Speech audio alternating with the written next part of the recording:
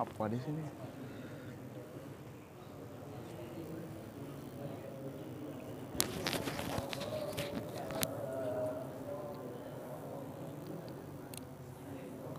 Astaghfirullahaladzim, astaghfirullahaladzim, astaghfirullahaladzim. Alladzi la ilaha illa huwal hayyul qayyum wa atubu ilaih biniyatil qabul wa tamami kulli sulul ma'mul wa ila hadratir rasul sallallahu alaihi wasallam. Nawayna biqira'at kitab bidayatil hidayah ala ma nawabihi ulama'una wa aslafuna as-salihun وعلى ما نوى به سيدي وسندي الشيخ أحمد شرواني زهري وعلى ما نوى به الإمام حجة الإسلام أبو حامد محمد الغزالي وعلى ما نوى به الإمام محمد النووي الجاوي البنتاني وإلى حضرة النبي محمد صلى الله عليه وسلم بسر الفاتحة. أعوذ بالله من الشيطان الرجيم. بسم الله الرحمن الرحيم. الحمد لله رب العالمين الرحمن إياك نعبد وإياك نستعين صراط الذين أنعمت عليهم.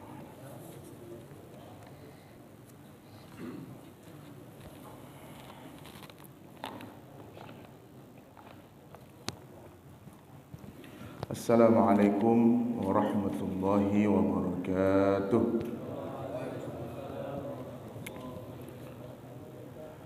Bismillahirrahmanirrahim.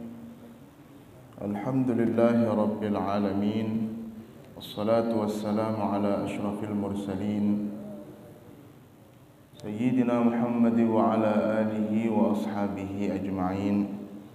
Rabbi shrah li sadri wa yassir li amri wahlul 'uqdatam min lisani yafqahu qawli. Qalu subhanaka la ilma lana illa ma 'allamtana innaka antal alimul hakim. Amma ba'd. Nyamuk.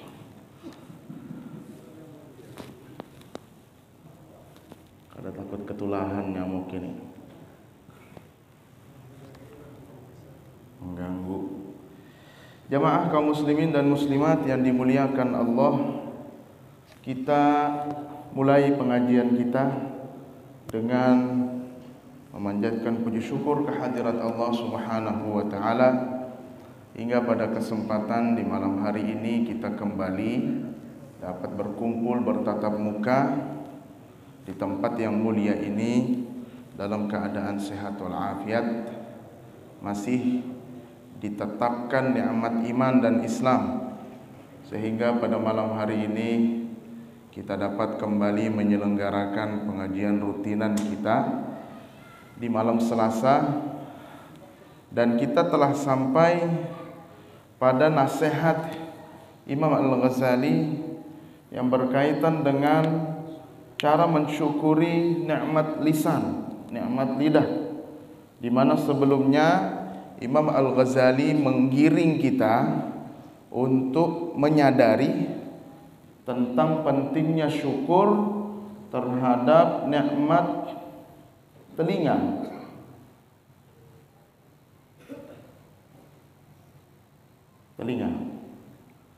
Maka pada kesempatan ini beliau menasihati kita tentang bagaimana cara kita mensyukuri lisan yang telah diciptakan oleh Allah untuk beribadah. Pada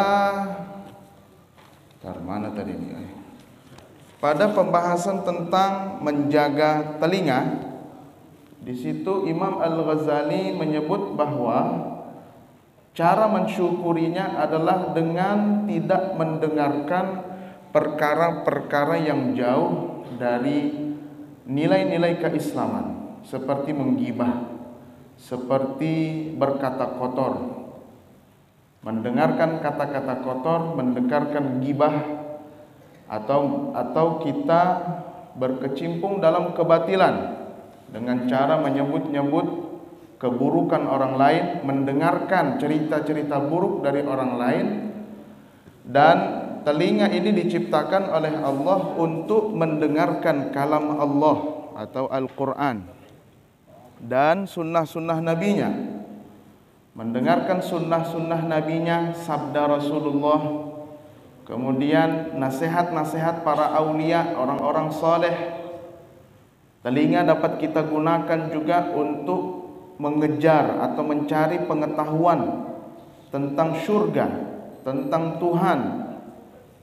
Karena telinga ini, kata beliau, bisa jadi dia bermanfaat, diciptakan untuk hal yang bermanfaat untuk kamu.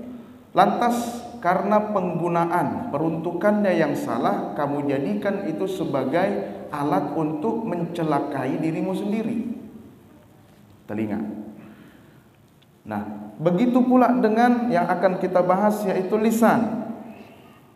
Qala al-musannifu rahimahullah, beliau mengatakan, wa ammal lisanu, sedangkan mensyukuri lisan, fa innama khuliqa laka, maka lisan diciptakan untuk kamu, litukthira bihi dzikrallahi ta'ala, agar kamu memperbanyak berzikir mengingat Allah, wa tilawata kitabihi, dan membaca firman-Nya Al-Quran, wa tursyida bihi khalqallahi ta'ala ila tariqihi, kamu gunakan lisan itu untuk membimbing makhluk Allah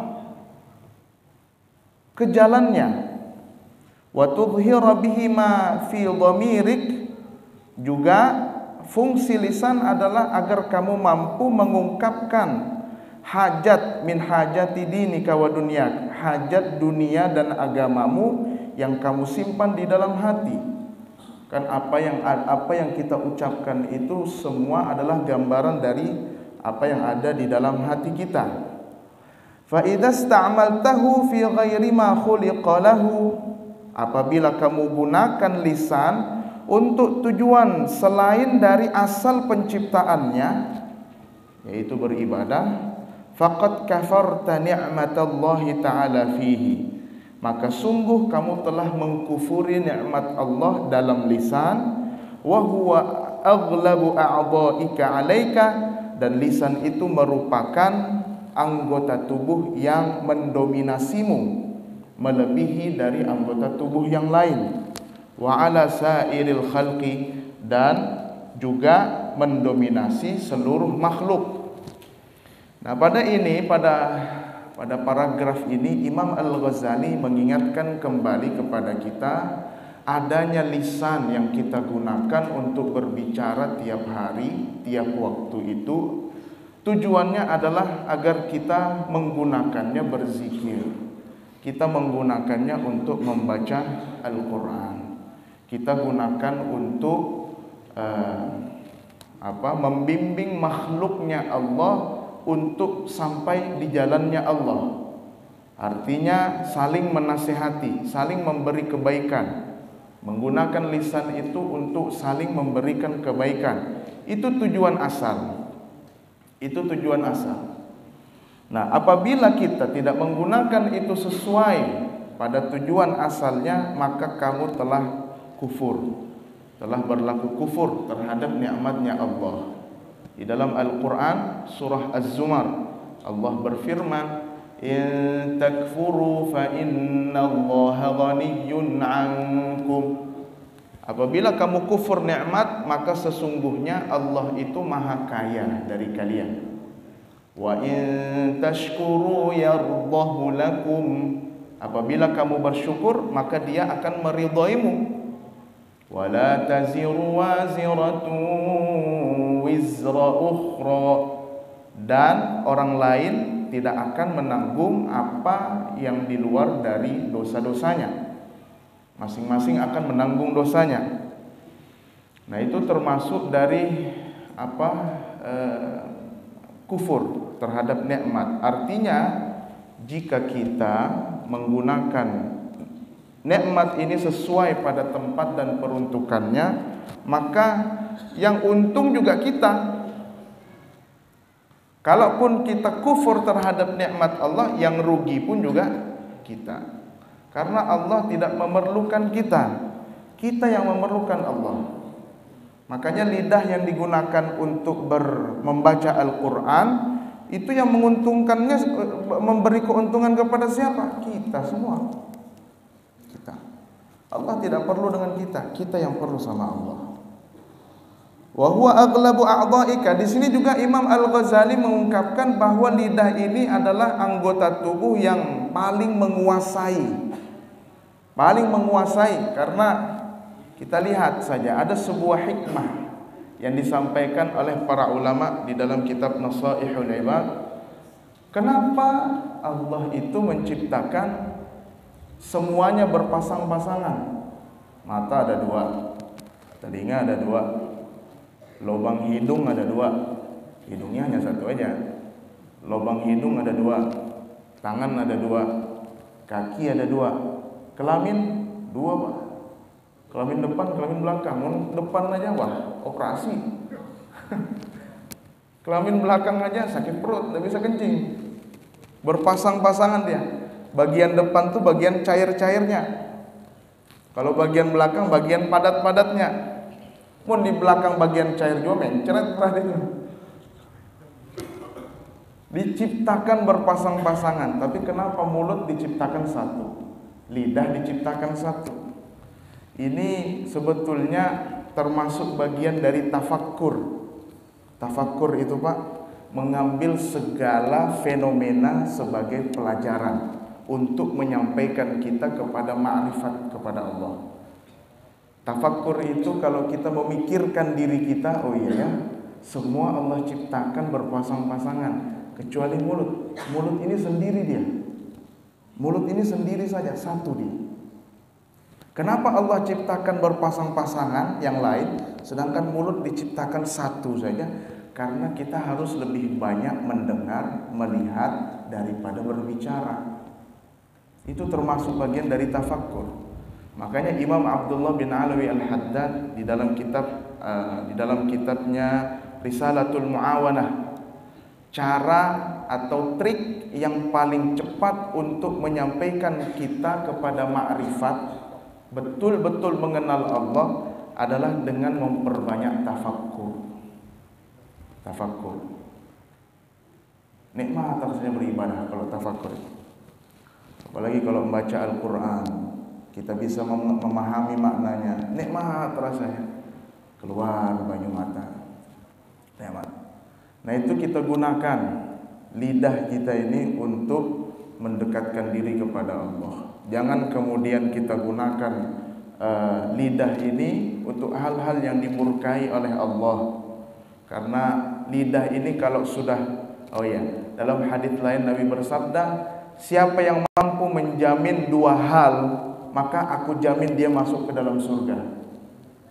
Yang pertama lidahnya, yang kedua adalah di antara selangkangannya.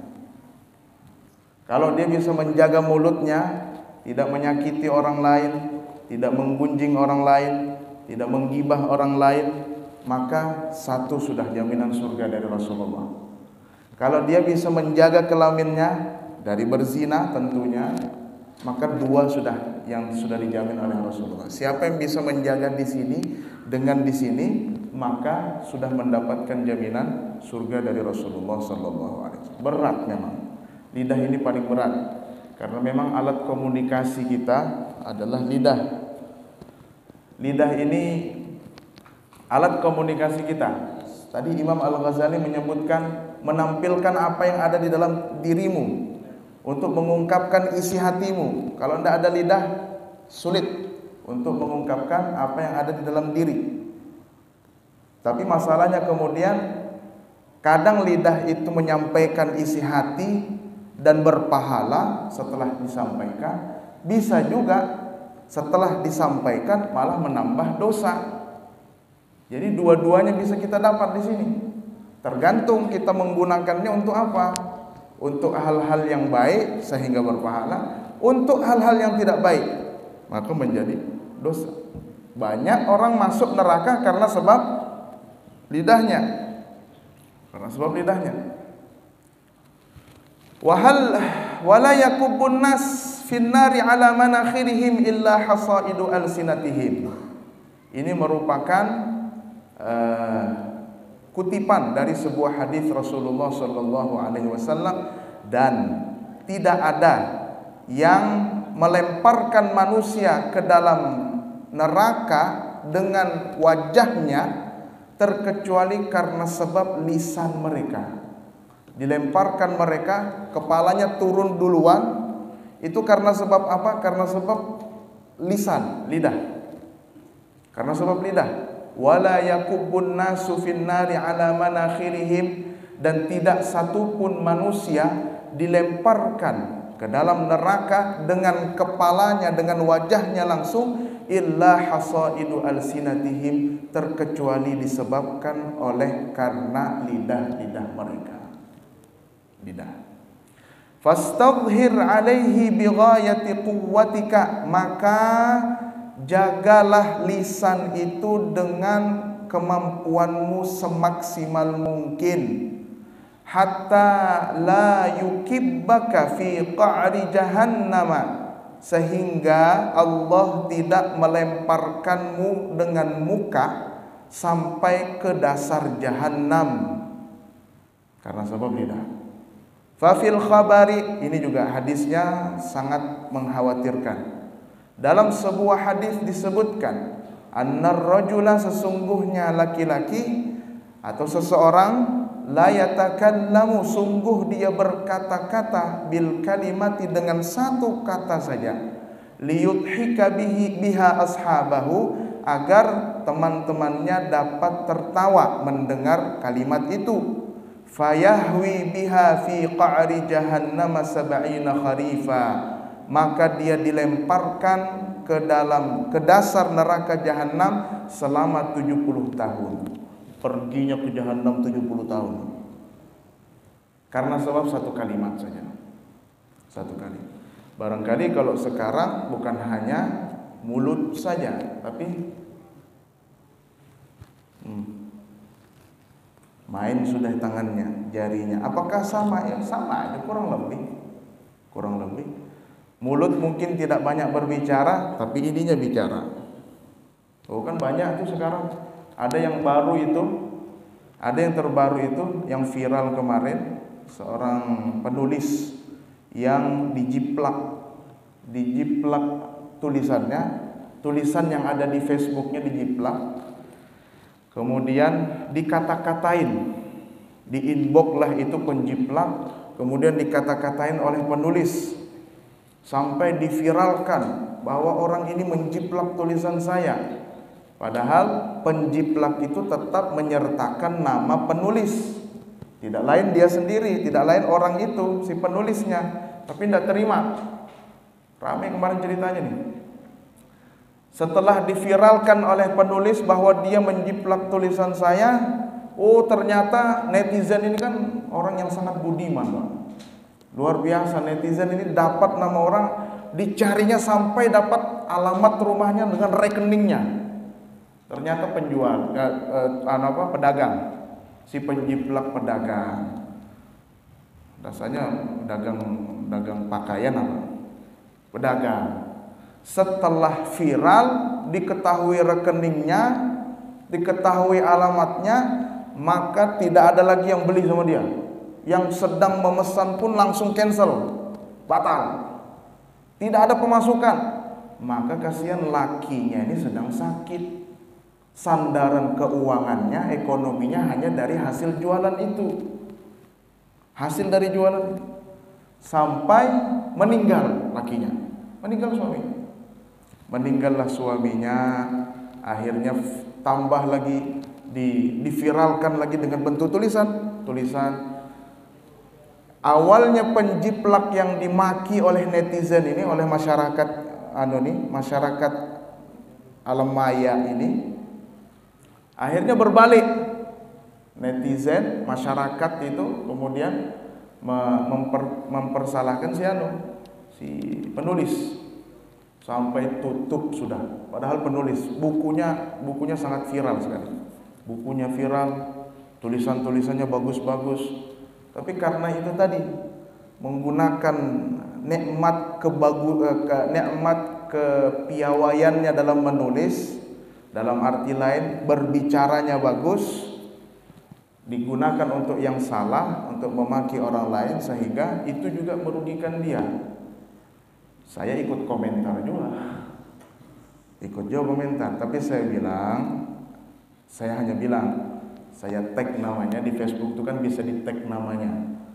Saya bilang berat pertanggungjawaban dosa sesama makhluk. Berat pertanggungjawaban dosa sesama makhluk, yang dulu pernah saya sampaikan. Konsep taubatan nasuha karyanya Imam Al-Ghazali. Seperti apa prosesnya, apa jenis-jenisnya, dan bagaimana sistem pelepasan dosanya. Berat.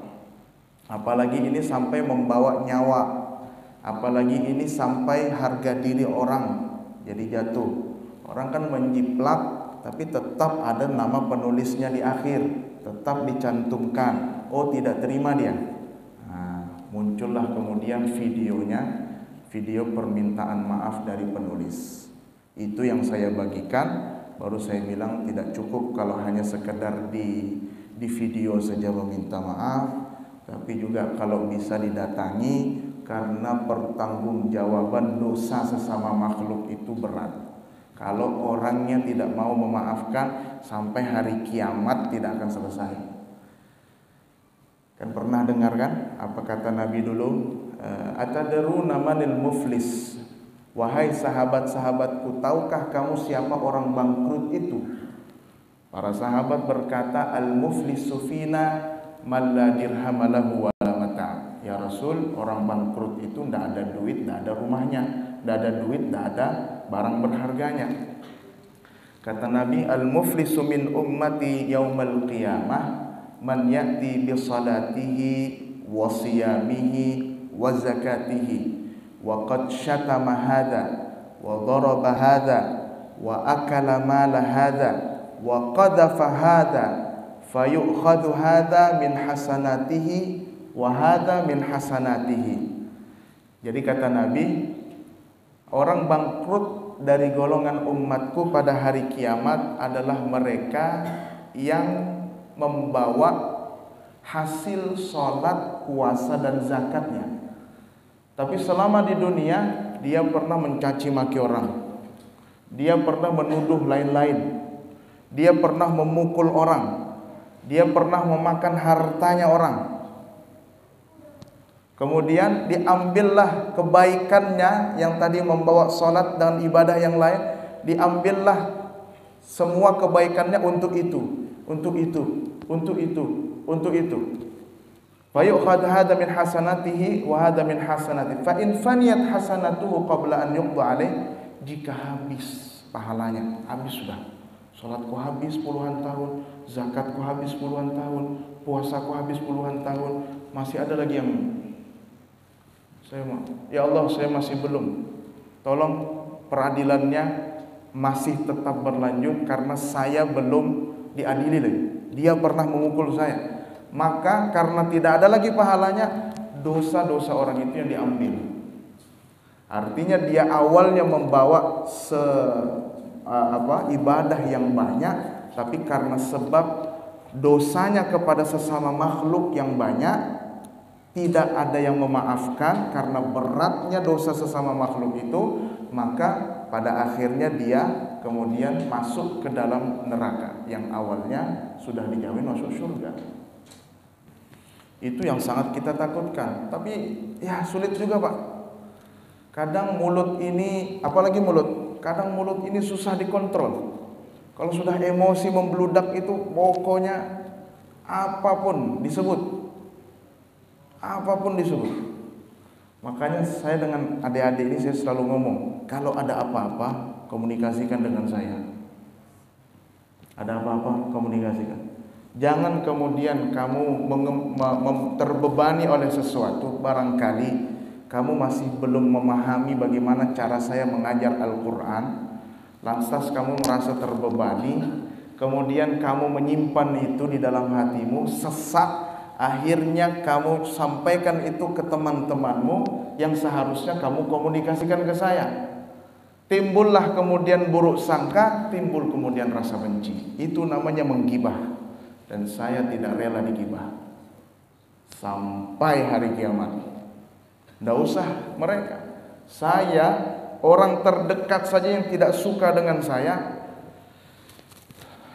Ini kita berkisah curhat sedikit ini. Orang dekat, bukan orang jauh, yang tidak suka dengan saya karena saya tegur dia setelah membentak orang tuanya. Kemudian dia karena saya tahu dan saya yakin, bukan yakin itu bukan hanya sekedar keyakinan, tapi memang saya punya data bahwa dia menggibah saya. Saya bilang dalam wasiat saya sudah tulis wasiat, Pak. Wasiat. Tolong sampaikan kepada fulanah bahwa aku tidak ridha dunia akhirat karena dia telah menggibah aku ke teman-temannya berdasarkan data yang aku yakini benarnya. Saya tidak berani menyalahkan orang kalau tidak dengan data yang otentik. Bagaimana caranya, tidak usah bertanya-tanya. Yang jelas saya tidak mau juga main-main dengan harga diri orang.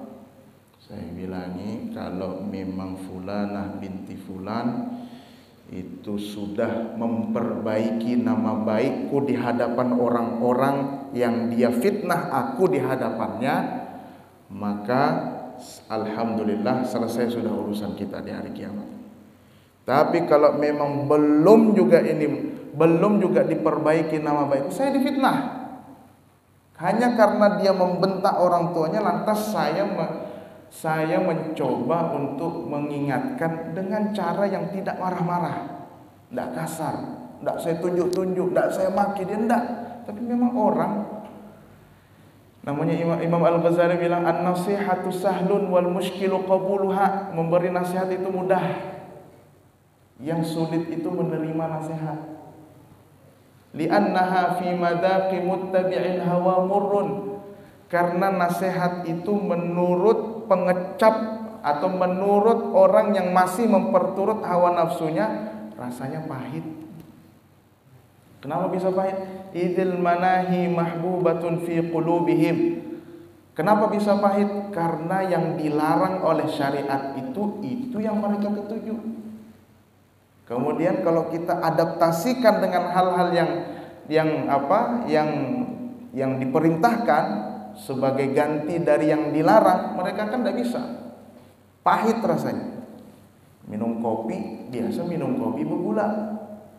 Pas dapat kopi pahit, kayak rasanya. Mau lagi minum, mana mau minum.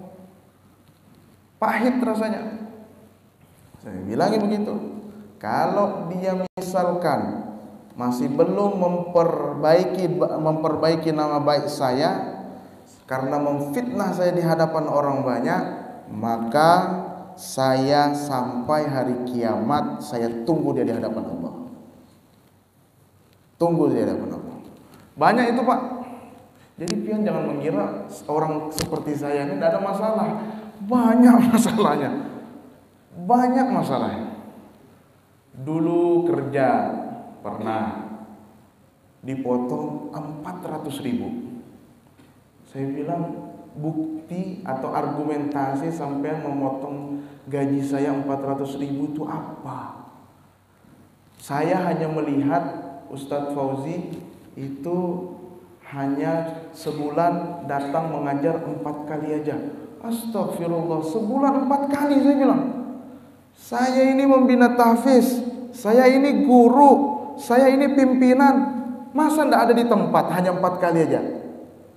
Tidak ada buktinya. 400.000 dia. Ya Allah, saya bilang. Dalam hati saya kalau memang hak saya 1% pun saya kejar. Kalau memang hak saya. Tapi kalau memang bukan hak saya, 1% pun tidak akan saya ambil. Tidak mau saya.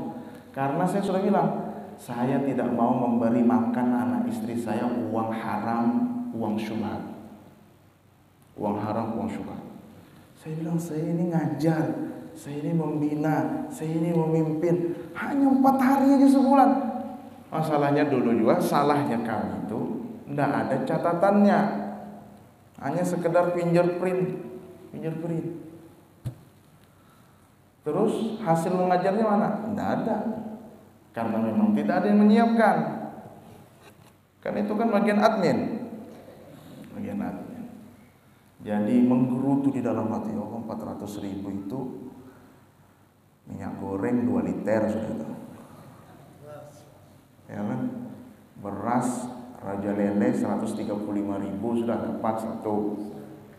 Pampers anak saya, waktu itu anak saya baru 1. Anak saya yang cewek pampersnya itu 80.000. 80.000 setengah bulan sudah, itu lumayan. Terus telur 53.000 dapat sudah sepiring, besar lagi telurnya itu. Oh, pikir lagi saya, wifi belum bisa itu, wifi 300. Menggerutu di dalam hati saya manusia Pak, jadi kadang itu masih, apalagi masih jiwa-jiwa muda begini, rasanya itu kalau sudah dibuat seperti itu, saya tidak mau ngomong, saya tidak mau teriak-teriak, saya tidak mau maki orang, enggak. Tapi dalam hati itu menggerutu memang. Sampai hari kiamat tidak diganti 400.000 itu saya tagih kamu di akhirat. Kemana mencari duit? Kemana mencari duit? Saya manusia Pak, kadang ada rasa juga. Itu ulang terulang. Nah itu, saya sangat takut sekali kalau sudah berkaitan dengan urusan manusia. Apalagi kalau sudah berhutang. Ada orang minjam duit 15 juta. Guru, ulun pinjam gurulah. Nggih. Nanti ulun ganti 2 bulan kemudian. Ah, siap, ada apa-apa. Ada apa-apa, kita pinjamkan. Berapa dipinjam? 15 juta. Alhamdulillah, ada aja nih rezeki, pinjamkan. Pas 2 bulan, adakah sudah cintanya? Belum ada kuruai. Mohon maaf nak, ini corona nih, kada ada duit, nggih, kada apa-apa. Yang penting komunikasi jangan putus. Yang penting komunikasi jangan putus. Tetap namanya orang meminjam, kadang dia mampu membayar tepat waktu, kadang orang tidak mampu membayar tepat waktu. Bagi saya biasa. Yang penting ini jangan merusak hubungan kita. Ini tetap baik-baik saja. Ulun supan gulai, kada usah supan. Hilangkan rasa supan, yang penting kita tetap berhubungan baik. 2 bulan jalan, 6 bulan tidak ada lagi. Setahun belum ada lagi. Chatting lagi. Adakah sudah cintanya? Saya minta Pak, karena waktu itu perlu duit juga masalahnya masih. Karena melihat orang perlu, coba baik sangkanya kita lawan orang itu kadang dikecewakan lawan orang. Adakah cintanya sudah? Ternyata tidak centang 2, centang 1. Dalam hati barangkali tidak aktif HP-nya. Biarkan. 3 hari, kenapa masih tetap di centang 1 aja? Oh, ternyata di telepon diblokir. Astagfirullahaladzim. Oke, tidak apa, santai. Mulai sudah diblokir. Saya bilang nomor saya diblokir, nomor istri saya tidak diblokir ini. Telepon pakai HP ini, telepon ini. Assalamualaikum. Waalaikumsalam. Maka hubungan perguruan juga. Kawan dulu sama-sama berangkat ke Yaman, ke Timur Tengah, tidak usah disambat Yamannya. Jadi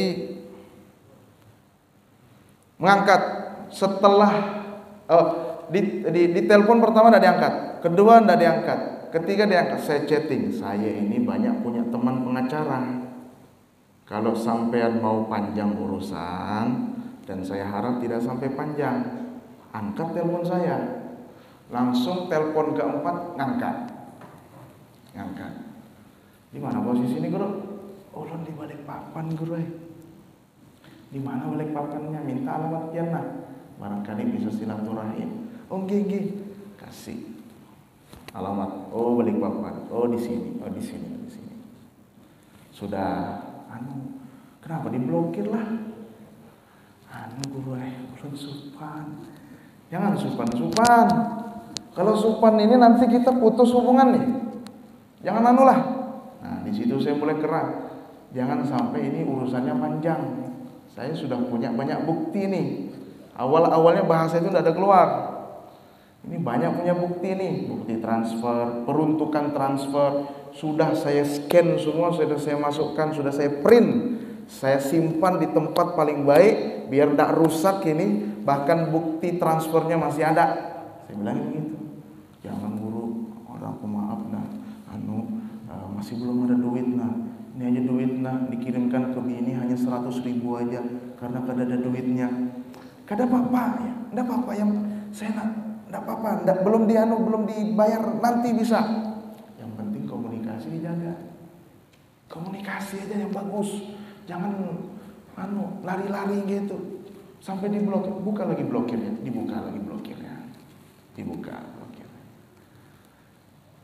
Sebulan yang lalu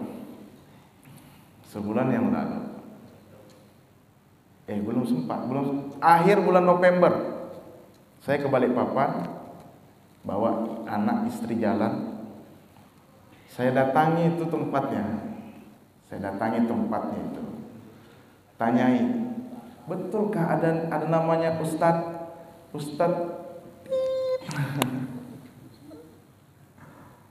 Orang pendatang juga kasihan, lain. Karena kalau saya bahasa yang lain takut orang mencurigai. Orang pendatang, Pak. Orang Jawa Timur pendatang. Betulkah ada nama Ustadz di sini? Oh iya, Pak, betul. Di mana sekarang ya? Wah, sudah lama itu, Pak. Sudah setahun yang lalu dia pulang. Pulang ke mana? Pulang ke kampungnya, Jawa Timur. Oh iya, Pak, di Jawa Timur. Oh, lari orang ini ternyata. Oh iya. Berapa lama dia di sini dulu sempat? Tidak lama, Pak. 4 bulan aja dia di sini. 4 bulan. Apa itu? Bom. 4 bulan. Oh, sempat 4 bulan. Terus tidak ada cerita-cerita apa? Bapak ada masalah apa? Cerita lagi. Orangnya sudah pulang. Suara apa ini?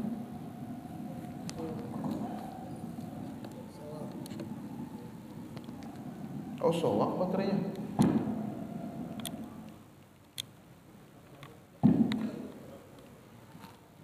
Tes. Dia mencari masalah. Nah, mulai pulang. Soak baterainya berapa? Jadi sudah pulang orangnya, Pak. Oh, sudah pulang. Ya sudah ya. Chatting lagi orang itu. Ternyata saya temui sampean sudah tidak ada. Saya bilang kalau memang mau begitu sudah diblokir. Nomor sudah diblokir semua. WhatsApp tidak bisa. Saya masuk ke Telegram. Telegram saya tidak dibaca. Pakai Telegram istri saya dibaca. Saya bilang kalau memang penyelesaiannya seperti ini, mau ganti kan? Oh gini. Siap.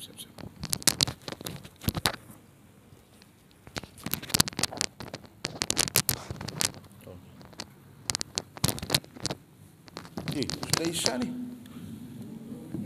Berkisah aja Isya dah. Saya sampai bilang kalau begitu, kalau memang cara baik-baik tidak bisa, Ustadz, berarti saya harus bawa ini ke jalur hukum. Karena memang saya sudah berusaha baik, sudah setahun setengah, mulai dari yang awalnya 2 bulan menjadi setahun setengah. Saya pun juga berupaya berkomunikasi, tapi tidak ada iktikat baik sepertinya. Maka saya coba pakai jalur yang lain, dibacanya, tapi belum ada lagi. Sabar aja. Saya tahu hak antum, saya tahu kewajiban saya. Saya ingat itu bahasa dia. Saya masih belum ada uang, saya mohon untuk bersabar. Iya, saya bilang enggak masalah, bukan itu masalahnya. Komunikasi, saya bilang, tolong diperbaiki. Itu aja saya minta. Lumayan 15 juta. Motor 1 Mio tuh. Scoopy baru. Jadi curhat kita ini. Lisan dijaga. Jangan dikira yang berbicara ini seorang hamba yang lemah, yang selalu pengajian ceramah kemana-mana, ngaji kemana-mana, kemudian tidak ada anunya. Tetap ada Pak, ada aja cobaan, ada aja musibah ya, tinggal bagaimana cara kita agar semua itu bisa berubah. Bagaimana cara kita menyelesaikan masalah itu. Nah, jamaah sekalian yang dimuliakan Allah Subhanahu wa taala. Terakhir saya ulang sebuah hadis dari Rasulullah yang disampaikan oleh Rasulullah, waruwiyah, dan diriwayatkan annahu qutila syahidun fil ma'rakah, bahwa ada orang yang mati syahid di medan peperangan ala ahdi Rasulullah sallallahu alaihi wasallam, di masa Rasulullah sallallahu alaihi wasallam. Faqala qailun, ada seseorang yang berkata, hani'an lahu bil jannah, bahwa betapa gembiranya dia di surga. Betapa gembiranya dia di surga melihat ada orang meninggal di medan peperangan. Ada orang yang berkata, betapa bahagianya kamu akan masuk ke dalam surga. Nabi mendengar itu, faqala an-nabiy sallallahu alaihi wasallam, Nabi bersabda, wa ma yudriki, kamu tahu apa? Kata Nabi, kamu tahu apa? La'allahu kana yatakallamu fima la ya'ni, barangkali semasa hidup dia berbicara yang tidak penting. Berbicara yang tidak penting. Wa yabkhalu bima la yughnihi, dan dia berlaku pelit, dan dia pelit dengan sesuatu yang juga tidak akan dapat diandalkannya di hadapan Allah, dengan sesuatu yang tidak dapat mencukupinya nanti di hadapan Allah Subhanahu wa taala. Di sini garis bawahnya adalah la'allahu kana yatakallamu fi ma la ya'ni. Kamu tahu apa? Barangkali yang mati di medan peperangan ini pernah berbicara yang tidak penting, pernah menggibah orang, pernah mengadu domba orang, pernah memaki orang, pernah mengusik kehidupan orang, pernah berbohong mau mengembalikan 2 bulan, kemudian setahun setengah belum kembali, bohongin. Sudah iya tapi juga belum. Hati-hati. Orang mati di medan pertempuran saja masih belum aman dengan dosanya kepada sesama makhluk, masih belum aman lagi. Nah, makanya mudah-mudahan kita semua selalu dijaga oleh Allah Subhanahu wa taala dari berlaku zalim kepada orang yang tidak dapat dimaafkan oleh orang tersebut, sehingga akan sulit nanti permohonan ampunnya, akan sulit nanti penyelesaiannya di hadapan Allah Subhanahu wa taala. Karena sebab mulut kita celaka. Mulutmu harimau. Barangkali ini yang dapat disampaikan. Kurang lebihnya mohon maaf. Apa yang bermanfaat insyaallah itu dari Allah Subhanahu wa taala, dan yang tidak baik itu tidak usah dibawa pulang. Yang tidak baik tidak usah dibawa pulang. Saya akhiri, kurang lebihnya mohon maaf. Allahul muwaffiq ila aqwamit thoriq. Wassalamualaikum warahmatullahi wabarakatuh. Guru, ada pertanyaan satu. Ini ada jemaah kemarin itu waktu meninggal, pertanyaan saya bisa jawab ya dari mana dulu. Pertanyaannya mudah sekali. Kan kalau laki-laki sudah diterangkan bahwa laki-laki sebelah kiri kepalanya, kalau perempuan di sebelah kanan. Kalau meninggalkan laki-laki, imam berada di kepala. Kalau meninggalkan perempuan, imam berada di punggung. Yang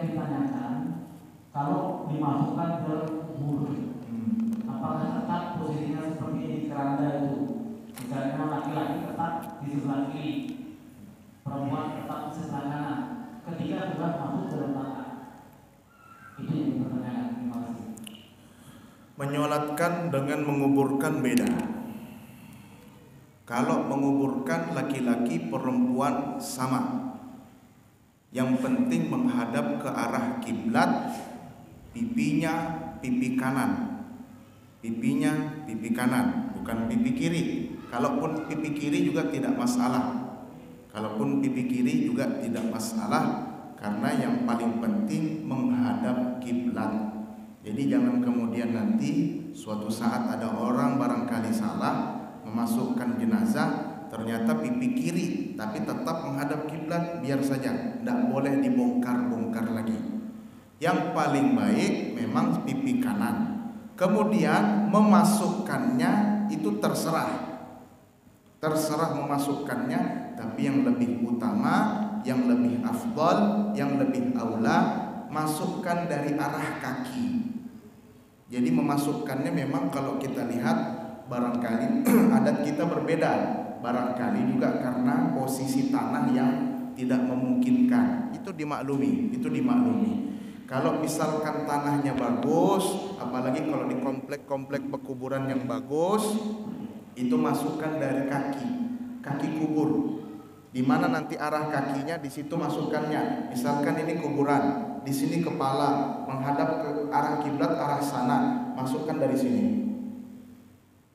Nah, jadi kepalanya masuk duluan, baru kemudian kaki. Kalau kita biasakan dari sini langsung atau dari sini langsung, itu bisa dimaklumi dan tidak apa-apa. Yang terpenting mengarah ke arah kiblat. Karena kalau tidak mengarah kiblat, mau tidak mau dibongkar.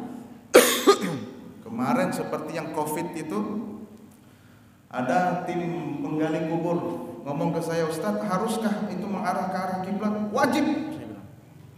Wajib mengarah kiblat. Sebanyak saya kayaknya tidak diarahkan ke kiblat, karena di dalam peti, walaupun di dalam peti juga diarahkan kiblat, tetap di dalam peti juga diarahkan ke arah kiblat. Mau ke pipi kiri, mau pipi kanan, terserah, yang penting arah kiblat. Wah, seingat saya tuh menghadap ke atas, Ustaz. Aduh, saya bilang. Terus kalau begitu bagaimana? Sekarang kita lihat, kalau misalkan jenazah itu menurut ukuran ahli, nah ini jangan ditinggalkan, menurut ukuran ahli, belum berubah jasadnya, belum berubah jenazahnya, bahasa kasarnya, belum berubah bangkainya menjadi busuk, maka wajib dibongkar. Kalau tidak, maka dibongkar untuk dihadapkan ke arah kiblat. Kata orang yang ahli, dokter misalkan, ini sudah 2-3 hari ini Pak, biasanya sudah ada perubahan, tidak boleh dibongkar. Walaupun tidak mengarah kiblat, tidak boleh dibongkar. Menurut dokter sepertinya orang ini bagus saja, ini masih nih. Ahli forensik barangkali ngomong begitu, ini masih bagus ini, maka wajib dibongkar, arahkan dia ke arah kiblat. Yang masalahnya sekarang dipaku. Waduh, kita sudah pelatihan. Enggak, silakan. Itu baik perempuan maupun laki-laki tetap bersih kepala di kanan. Ya. Yang pertama. Yang kedua, kalau memakai kotak, apakah kotaknya itu dibuka, tanah masuk dalam kotak, atau ditutup? Kalau dalam bahasa Lapisan seperti tutup, tutupnya ditutup di atasnya. Ditutup ini mayat dalam peti, ditutup, baru tanah masuk. Itu yang benar yang mana? Kalau pakai peti dibukakah ditutup? Sekarang pakai peti itu hukumnya apa dulu? Kalau tidak ada kepentingan seperti Covid, kalau tidak ada kepentingan seperti tanahnya mungkin yang tidak keras, banjir misalkan, maka tidak apa-apa menggunakan tabut. Tabut itu peti. Sekarang petinya dibuka apa ditutup? Ditutup. Mau ditutup, mau dibuka samanya. Tidak ada ketentuan di situ. Kalau misalkan tidak ada kepentingan apa-apa, lantas pakai peti, hukumnya seperti yang disebutkan Imam An-Nawawi di dalam kitabnya Minhajut Talibin, makruh. Terus di dalam peti itu apakah harus kita ciumkan ciumkan apa? Tidak wajib. Bahkan di dalam kubur itu tidak wajib. Taruh begitu ya sudah cukup sebetulnya. Itu hanya sunnah saja. Sunnah bukan berarti ditinggalkan. Nah, tetap kerjakan, tetap masukkan. Kalau yang apa, yang gumpalan-gumpalan itu tetap agar tidak berubah berubah arah. Itu penting, itu penting. Kalau yang menciumkan tanah itu, kadang orang kan dibukanya, itu tidak wajib, sunnah saja. Ya, pokoknya yang jelas tidak wajib, yang jelas tidak wajib. Tapi kalaupun dibuka juga tidak masalah.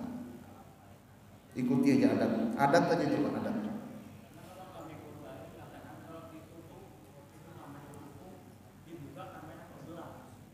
Apa artinya itu?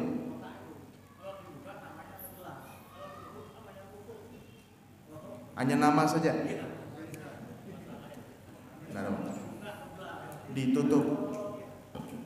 Baik. Barangkali itu yang telah disampaikan. Kurang lebihnya mohon maaf. Wallahul muwaffiq ila aqwamit thoriq. Wassalamualaikum warahmatullahi wabarakatuh.